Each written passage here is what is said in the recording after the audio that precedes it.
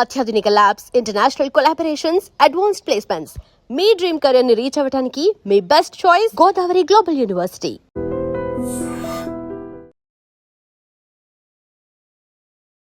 I dream చూస్తున్న ప్రేక్షకులందరికీ నమస్కారం. ఈ రోజు మనతో పాటు జ్యోతిష్య వాచస్పతి బ్రహ్మశ్రీ పోతుకుచ్చి చంద్రమౌళి శాస్త్రి గారు మనతో పాటు ఉన్నారు. గురువు గారితో మాట్లాడదాం. నమస్కారం గురుగారు. ఓం శ్రీమాత్రే నమః. ఆయుష్మతీ భవ. గురుగారు, జూన్ 27వ తారీఖు శని త్రయోదశి. ఈ శని దోషాలు పోవాలంటే అంటే ప్రత్యేకంగా కొన్ని రాసుల వారికి ఏలినాటి శని, అర్ధాష్టమ శని ఇలా ఉన్నవారు ప్రత్యేకంగా ఎలాంటి పరిహారాలు చేసుకోవాలి, అసలు శని అనుగ్రహం పొందాలి అంటే ప్రత్యేకంగా ఆ రోజు ఏం చేసుకోవాలి అనేది వివరిస్తారా? ఓం శం శనైశ్చరాయ నమః. నీలాంజన సమాభాసం రవిపుత్రం యమాగ్రజం ఛాయామార్తాండ సంభూతం తం నమామి శనైశ్చరం. శనైశ్చరుడి యొక్క అనుగ్రహం చూసేటటువంటి ప్రేక్షకులందరికీ కూడా కలిగి ఎంతోమందికి ఎన్నో రకాలైనటువంటి సమస్యల నుండి కూడా వైదొలగాలని, బయటపడాలని ఆయన్ని అనుగ్రహించమని నేను కోరుతూ, వారందరూ కూడా ముఖ్యంగా ఈ యొక్క జూన్ 27వ తేదీన శనివారము త్రయోదశి, శని త్రయోదశి అంటారమ్మా. మనకి అన్ని త్రయోదశుల్లో శనివారం రాదు. శనివారం రోజున పూర్తిగా అర్ధరాత్రి వరకు కూడా ఈ త్రయోదశి అనేటటువంటి తిథి ఉన్నది. మొన్న మాస శివరాత్రి రోజున శని త్రయోదశి వచ్చింది. అది మధ్యాహ్నం వరకే ఉంది, ఒక నిర్దిష్టమైన సమయం వరకే ఉంది. కానీ ఇది ఎట్లా కాదు, ప్రాతకాలంలో శన్యోషకాలంలో ఉంది, సాయంత్రం ప్రదోషకాలంలో. శన్యోషకాలము ప్రదోషం అంటే సూర్యోదయము సూర్యాస్తమయం రెండింటిని టచ్ అయినటువంటి మరి సూర్యపుత్రుడు ఈ యొక్క శని భగవానుడికి విశేషమైనటువంటి రోజుగా మనం భావించాలి. అది కూడా మనకి పౌర్ణమికి ముందుగా వచ్చేటటువంటిది. పౌర్ణమికి ముందుగా వచ్చేటటువంటి శని త్రయోదశి రోజున ఇంకో విశేషం ఏంటంటే, శని భగవంతుడికి మనకున్నటువంటి 27 నక్షత్రాలలో 3 నక్షత్రాలు ఆయనకు ఉన్నాయి. వాటిల్లో పుష్యమి నక్షత్రము, అనురాధ నక్షత్రము, ఉత్తరాభాద్ర నక్షత్రము. వీటిల్లో ఆ రోజున శనివారం అవ్వటం, త్రయోదశి, శని త్రయోదశితో పాటుగా అనురాధ నక్షత్రం కూడా అయింది, పూర్ణంగా ఉంది. ఇంకా శని భగవంతుడు మనకి జ్యోతిష్య శాస్త్రంలో అమ్మ ఏ గ్రహం అయితే సొంత నక్షత్రంలో ఉన్నది అనుకోండి, ఆ గ్రహాన్ని తలగొట్టేటటువంటి గ్రహం ఏమీ చేయలేదుట. ఇప్పుడు జన్మ జ్యోతిష్యంలో ఏంటంటే అమ్మ, జ్యోతిష్య శాస్త్రంలో ఇప్పుడు శుక్ర భగవానుడు ఫలానా లగ్నం వాళ్ళకి ఏ చతుర్థాధిపతో అంటే 4వ స్థానానికో, లేకపోతే 9వ స్థానానికో, 5వ స్థానానికో ఇట్లా కేంద్ర కోణ స్థానాలకి ఆధిపత్యం బట్టి ఆయన యొక్క సొంత నక్షత్రాల్లో ఉన్నాడు అనుకోండి శుక్రుడు, అసలు వాళ్ళ జీవితం ఎలా ఉంటుందంటే లక్ష్మీప్రదమే. ఉద్దన్న కొద్దీ లక్ష్మీ సౌభాగ్యం కలుగుతూనే ఉంటుంది. అంటే ఇక్కడ విశేషం ఏంటంటే, ఆ యొక్క గ్రహము ఆయన సొంత నక్షత్రంలో ఉన్నప్పుడు చాలా బలవంతంగా ఉంటుంది. ఇప్పుడు సపోజు ఒక ఉదాహరణగా చెప్పుకుందామమ్మా. ఇప్పుడు ఎవరో ఒకళ్ళు మనం ఉన్నాము, మన మనసు ఒక చోట, శరీరం ఒక చోట ఉంటే పరిపూర్ణత, పరిపక్వత రెండూ రాదు. అదే శరీరము మనసు ఒకే చోట ఉన్నాయనుకోండి, ఎంత బలంగా ఉంటుంది మనకి. అవతల వాడు మనల్ని ఎన్ని రకాలుగా ఇది తీసుకో అది తీసుకో అన్నా, ఎన్ని మాటలన్నా మనం ప్రశాంతంగా ఉన్నామనుకోండి, మన శరీరము ఏమీ చేయలేదు, మనలో చిరునవ్వే ఉంటుంది. అంటే అవతల వాళ్ళకి మంచిదే, మనకి మంచిదే. అట్లాగే ఈ శని భగవంతుడు ఈ రోజున సొంత నక్షత్రంలో ఉండి ఎంత బలంగా ఉంటాడంటే, జన్మజాతకంలో అని కాకుండా ఎవరి జాతకాల్లోనైనా సరే గోచారము అనేది మనకి నిత్య జీవితంలో గోచారాన్ని బట్టే గ్రహాలు నడుస్తూ ఉంటాయి కదమ్మా. దాంట్లో ఏలినాటి శని అన్నారు, అష్టమం అర్ధాష్టమం. ఈ యొక్క ఏలినాటి శని ప్రభావాలలో కుంభరాశి, ఈ కుంభరాశికి అధిపతి శని భగవానుడు. మీనరాశి, ఆ మీనరాశిలోనే శని భగవంతుడు కూర్చొని ఉన్నాడు. మేషరాశి వారికి ఈ శని భగవంతుడు 12వ స్థానంలో ఉన్నాడు. అంటే ఈ కుంభము, మీనము, మేషము ఈ 3 రాశుల వాళ్ళకి కూడా ఏలినాటి శని పరంపర జరుగుతున్నది. దీనివలన వీరికి ఆర్థికపరమైనటువంటి సమస్యలు కావచ్చు, పెట్టుబడులు పెట్టి కూడా నష్టపోయినటువంటి పరిస్థితులు, అనుకున్నటువంటి పనులు ఏవి కొనసాగక వారు ఎంత బాధపడతారంటే, ఎటు చూసినా కూడా వారు చేసే ప్రతి ప్రయత్నంలో ఆటంకాలు, అడ్డంకులు, మానసికమైనటువంటి బాధలు, అసలు ఒంటరిగా ఉండాలి, ఒంటరితనం అనుభవించాలి అనేటటువంటి ఆలోచనలు కలుగుతూ ఉంటాయి. పెట్టుబడుల్లో పెట్టిన వాళ్ళకైతే పరిపూర్ణమైనటువంటి నష్టాలు. ఇక కష్టాలు పరంగా చెప్పాలంటే కుటుంబంలో భార్యాభర్తలకు కావచ్చు, అన్నదమ్ములకు కావచ్చు, లేకపోతే పెద్దవాళ్ళు వీళ్ళకన్నా పెద్దవాళ్ళు ఉంటూ ఉంటారు, వాళ్ళతో సమస్యలు కావచ్చు, అట్లాగే ధన నష్టాలు కలగచ్చు, ధనం ఎవరైనా అపహరించిపోవచ్చు, దాన్ని మనము దొంగతనాలు అంటారు కదా, అట్లా కావచ్చు. వీళ్ళ మీద లేనిపోని అభాండాలు కలగవచ్చు. ఉద్యోగాలలో అయితే కనుక వీళ్ళకి తగిలేటటువంటి సమస్యలు అన్నాయని కాదు, ఒక ఉద్యోగంలో ఎన్ని సమస్యలు అయితే ఉన్నాయో ఒక్కొక్క రాశి వారికి ఒక్కొక్క రకమైనటువంటి ఇబ్బందులు కలుగుతూనే ఉంటాయి ఈ ఏలినాటి శని ప్రభావంలో. భార్యాభర్తలు విడిపోవటాలు, భార్యాభర్తలు కలుద్దామన్నా సరే బంధువులు ఏదో రకమైనటువంటి సెగ పెట్టడం, ఇట్లాంటివి జరుగుతూ ఉన్న రాశుల్లో ఈ 3 రాశుల వారికి ఏలినాటి శని. అష్టమ శని సింహరాశి వారికి అష్టమంలో ఉన్నటువంటి శని వలన అకస్మాత్తుగా ఆర్థికంగా ధనాన్ని నష్టపోయేటటువంటి పరిస్థితి, బంధువుల ద్వారా, కుటుంబం ద్వారా, లేకపోతే మేనరిక బంధువుల ద్వారా, స్నేహితుల ద్వారా ఆకస్మికంగా ఎవరో ఒకరు పరిచయం అవ్వటం, వారు వీరు కాస్త కలిసి ప్రయాణం చేస్తున్న సమయంలో అవతల వాళ్ళు మోసం చేసి వెళ్ళిపోవటము, వీళ్ళకి తెల్లారి లేచిన దగ్గర నుంచి సింహరాశి వారికి అష్టమ శని ప్రాధాన్యం వలన ఎప్పుడూ అవమానాలే. ముఖ్యంగా వృత్తి, ఉద్యోగ, వ్యాపారాదుల్లో, ఇంట్లో భార్య పరంగా లేకపోతే భార్యకి భర్త పరంగా ఏ రకంగా చూసినా సరే ఈ సింహరాశి వారికి వృత్తి, ఉద్యోగ, వ్యాపార విషయాల్లో కావచ్చు అవమానాలు, ఇబ్బందులు, భార్యాభర్తల మధ్య సరైనటువంటి ప్రేమ ఆప్యాయతలు లేకుండా ఇబ్బందులు పడటము, అనారోగ్యం, ముఖ్యంగా సింహరాశి వారికి సడన్గా అనారోగ్య బాధలు కలగటం, దీర్ఘకాలిక వ్యాధులు ఉంటూ ఉంటాయి. వారు విపరీతమైనటువంటి నరకయాతను అనుభవిస్తూ ధనాన్ని ఖర్చు పెట్టేటటువంటి అవకాశము ఈ సింహరాశి వారికి కలుగుతూ ఉంటుంది. అందులో మళ్ళీ ధనుస్సు రాశి వారికి అర్ధాష్టమ శని ఆ ప్రాబల్యం వలన ధనుస్సు రాశి వారికి చదువుకుండేటటువంటి విద్యార్థుల మీద ఈ యొక్క ఎఫెక్షన్ ఎక్కువగా ఉంటుంది. చదువు మీద ఆసక్తి లేకపోవటం, అశ్రద్ధ వహించటము, అట్లాగే ఆలస్యము, ప్రతి దాంట్లో ఏదో రకమైనటువంటి సమస్య కనిపిస్తూ ఉంటుంది. గృహం కట్టుకునే వాళ్ళకి, లేకపోతే స్థలం కొనాలి అనుకున్న వాళ్ళకి, లేకపోతే గృహపరమైనటువంటి మాతృ సంబంధిత విషయాలు కానివ్వండి, ఆస్తుల విషయాలు కానివ్వండి, ఈ విషయాలలో వీరికి సౌకర్యం తప్పిపోయి లేనిపోని ఆటంకాలు, ఇబ్బందులు ఈ యొక్క అర్ధాష్టమ శని వలన కలుగుతూ ఉంటుంది. శని యొక్క దృష్టి వలన కూడా వీరికి అనారోగ్య సమస్యలు, ఆకస్మిక ఇబ్బందులు. దానికి తోడు ఈయన సొంత నక్షత్రంలో ఉండటమే కాకుండా ఈయన యొక్క నక్షత్రాలలో గురువు, శుక్రుడు, ధనాన్ని ఇచ్చేటటువంటి గురుడు కూడా ఈ యొక్క జూన్ 27వ తేదీన ఈయన యొక్క పుష్యమి నక్షత్రంలోనే ఉండటం, అంటే ఆర్థికంగా, ప్రయాణపరంగా, మాతృపరమైనటువంటి ఇబ్బందులు, కంపల్సరీ సంతానపరమైనటువంటి సమస్యలు కూడా వీరందరికీ కూడా కలుగుతూ ఉంటాయి.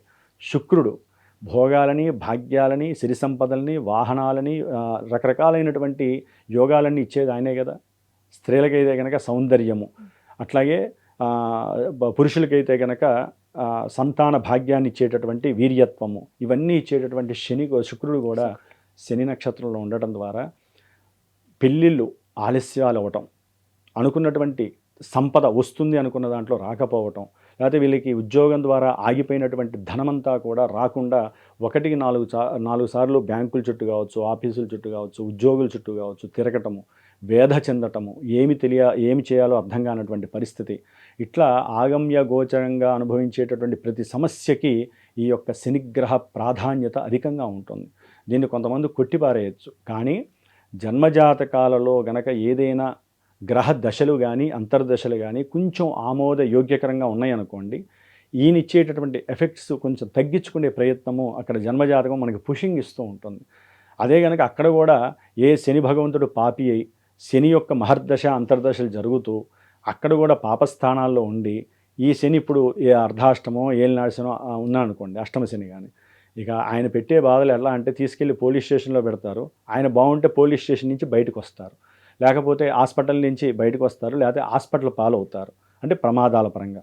ఇట్లా జన్మజాతకాన్ని అన్వయించి శని భగవానుడు ఇచ్చే ఫలితాలు ఆధారపడి ఉంటాయి. కానీ శని భగవంతుడు ఇవన్నీ ఇస్తాడా అంటే 100లో 90 మందికి ఇవన్నీ ఇస్తాడమ్మా. ఎందుకంటే ఎన్ని దశలు అంతర్దశలు బాగున్నప్పటికీ మరి కర్మ ఫలితాలు అనుభవించాలిగా. జాతకంలో ఎక్కడో అక్కడ సమస్య ఉంటేనే ఈయన ఇక్కడికి వచ్చినప్పుడు మనకి ఆ బాధలు ఇస్తూ ఉంటాడు. కాబట్టి ఇప్పుడు ఒకే ఇంట్లో 4 ఉన్నారమ్మా, తల్లి తండ్రి 2 పిల్లలు ఉన్నారు. అందరివి రకరకాల నక్షత్రాలు, ఎవరి కర్మానుసారం వారి నక్షత్రాల్లో పుడతారు, ఎవరి రాశులు వాళ్ళకు ఉంటాయి. ఒకరిది అర్ధాష్టమం జరుగుతుంది, ఒకరిది అష్టమం జరుగుతుంది, ఒకరిది ఏలినాటి శని జరుగుతుంది. మరి ఒకే ఇంట్లో ఉండి అందరూ ఒకే ఇష్టంతో ఉంటారా? ఒకే రకమైన బాధలు పడతారా? పడరు.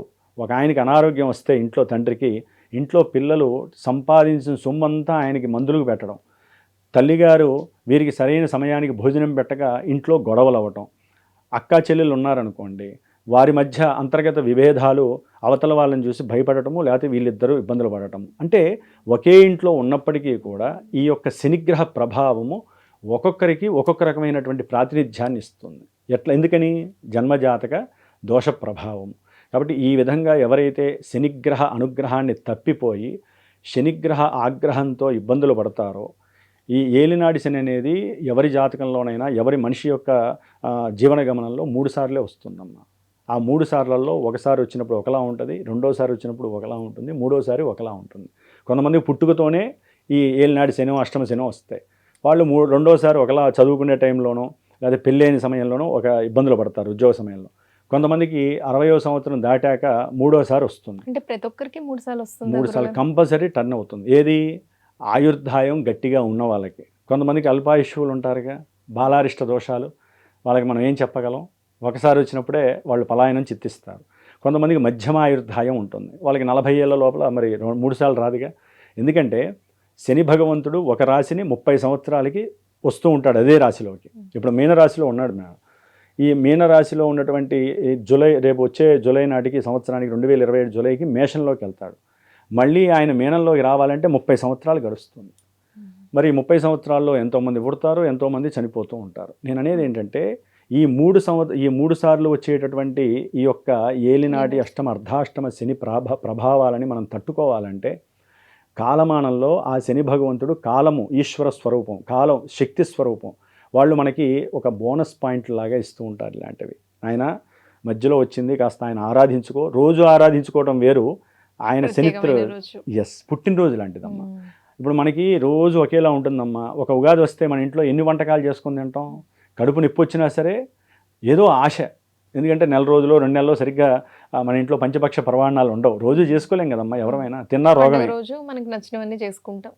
అంటే మనకి పండగలు, కొత్త బట్టలు కూడా అంతే కదా, పండగలు వచ్చినప్పుడు వేసుకుంటాం పుట్టినరోజు. ఆయనకి పుట్టినరోజుతో సమానమైనటువంటి శని త్రయోదశి.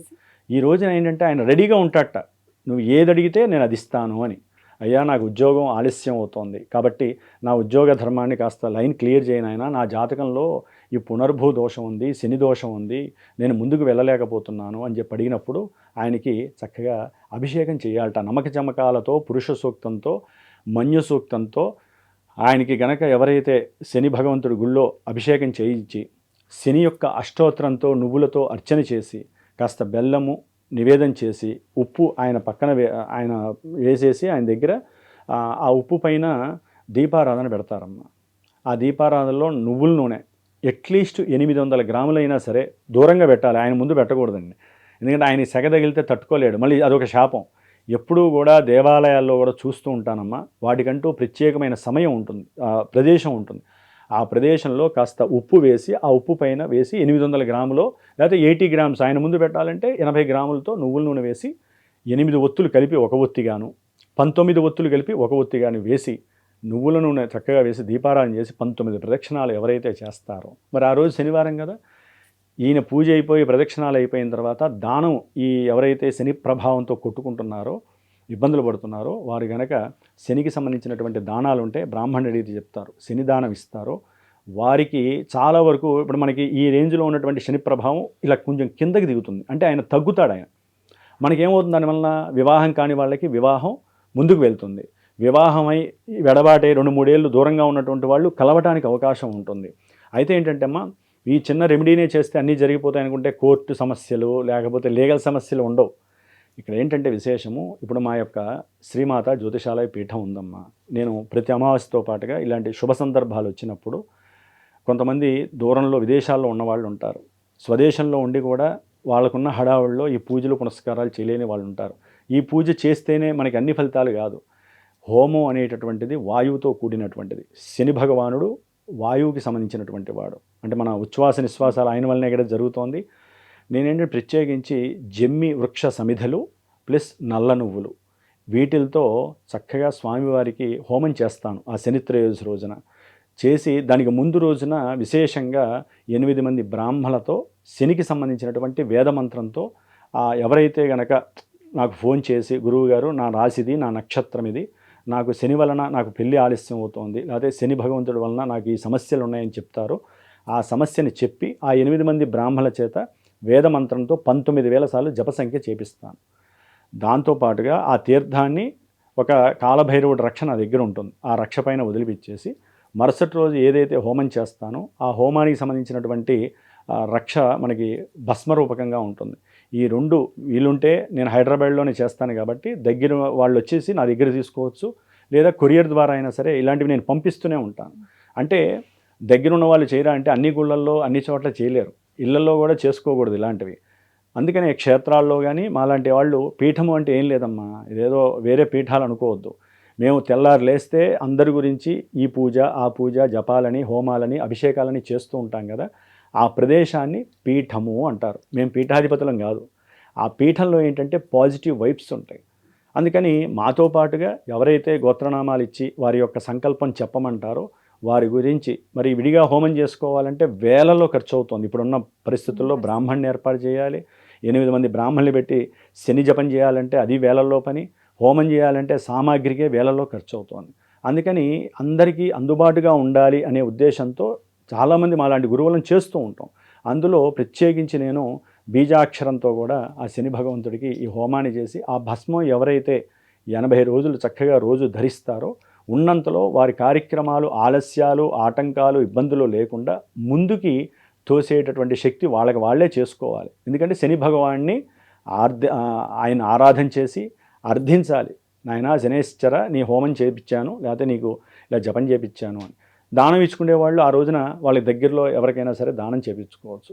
ఇది అవకాశం ఉన్న వాళ్ళు యూజ్ చేసుకుంటే అమ్మా, ఆల్రెడీ మా పీఠంలో ఇలాంటివి ఎన్నో జరుగుతుంటాయి. ఆ పాజిటివ్ దైవానికి సంబంధించినటువంటి ఆ శక్తితో పాటుగా ఈ శక్తి కూడా యాడయ్యి వాళ్ళు అనుకున్న విషయాలలో పూర్తిగా ముందుకు వెళ్ళే అవకాశము ఆ శని భగవంతుడు ఇస్తాడు.